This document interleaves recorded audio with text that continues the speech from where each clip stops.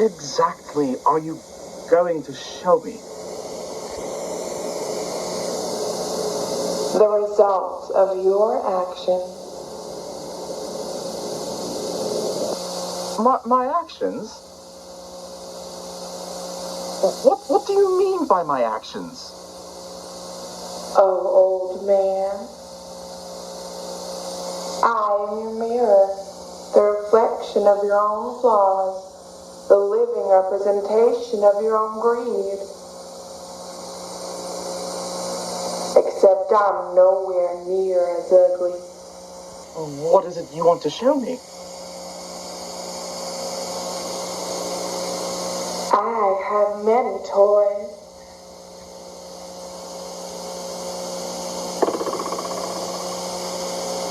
This one is my favorite.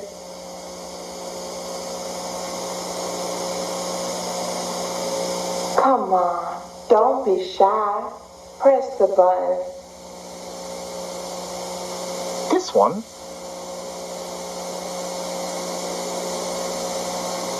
Oh, all right.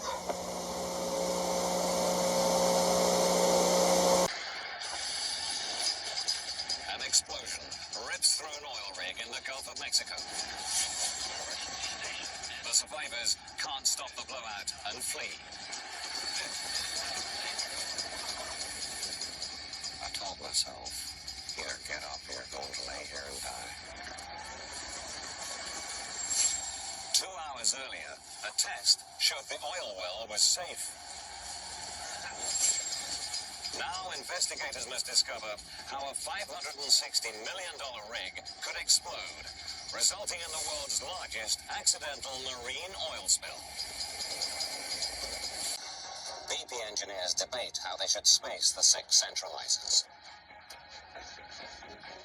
One says, a straight piece of pipe, even in tension, will not seek the perfect center of the hole, unless it has something to centralize it. But who cares? It's done. End of story. We'll probably be fine, and we'll get a good cement job. He says John Guide's decision was right. He'd rather risk having to repair a poor cement job than risk the centralizers snagging on their way into the well. No one mentions the increased risk of a blowout. Starts as a normal day at one of America's biggest oil refineries. 1,800 people are busy at work. Without warning, a massive explosion rocks the plant. The blast is felt 8 kilometers away. Dozens of people are injured, 15 are dead. A desperate rescue operation gets underway. America's worst industrial disaster for 15 years shatters a close-knit community. Now, a team of investigators must work out exactly what went wrong. Human error, design flaw, or terrorist attack. Next, Holmstrom turns his attention to the location of the trailer where most of the victims died. He's concerned it was sited just 37 meters from the blowdown stack. He wants to know how BP could justify locating it in such an exposed position. To him, the risk should have been obvious. This isn't the first time workers have died in this way. In 1995, at a refinery in Pennsylvania belonging to Pennzoil, a trailer was located near 2 large storage tanks. When the tanks exploded, 5 workers were killed. The resulting investigation warned against placing trailers near flammable materials. But BP disregarded the warning. They decided the convenience of putting employees near the unit they were working on should override safety considerations. Holmstrom discovers BP tried to justify the trailer's location with an elaborate series of risk calculations. The company decided the trailer's safety depended on the length of time it was occupied. So even though it was dangerously close to the blowdown stack, because it was empty much of the year, the risk to employees was low. Holmstrom finds the logic deeply flawed. Despite BP's claims to be getting to grips with its poor safety record, the team finds evidence to the contrary. In 1998, an internal memo from BP's board in London ordered all refinery managers to cut operating costs by 25%. This cost cutting is directly to blame for the disaster. The final safety outlet in the distillation process is a blowdown stack. Despite the errors that occurred during the startup, an effective safety outlet could have averted the tragedy. But the blowdown stack is an ancient design, more than 50 years old. Holmstrom discovers that in 2002, BP decided against replacing the stack with a modern safety flare system.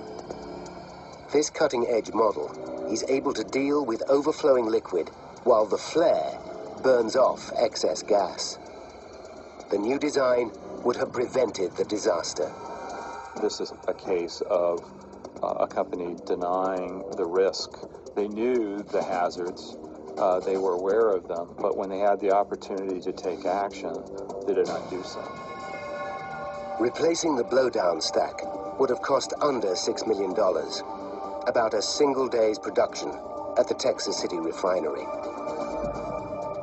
For the people who worked there, it would have been a small price to pay. It's people. People are the most important thing. Not the plant, not the corporation itself. It's the people.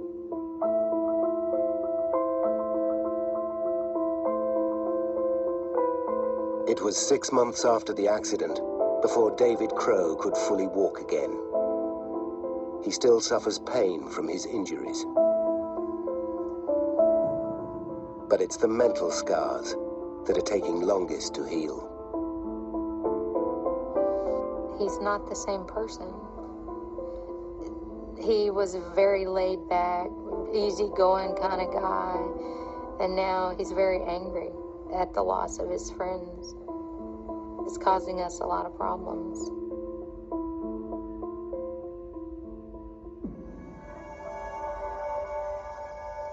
Like David, Ralph Dean's wife, Alyssa, also suffered a broken back. Her gallbladder had to be removed, and 20% of her body was burnt. For several weeks, doctors told Ralph she might not survive. My wife's gonna have to live with this for the rest of her life. I mean, this is the part of our life that's just always gonna be there. Hell yes, I'm angry.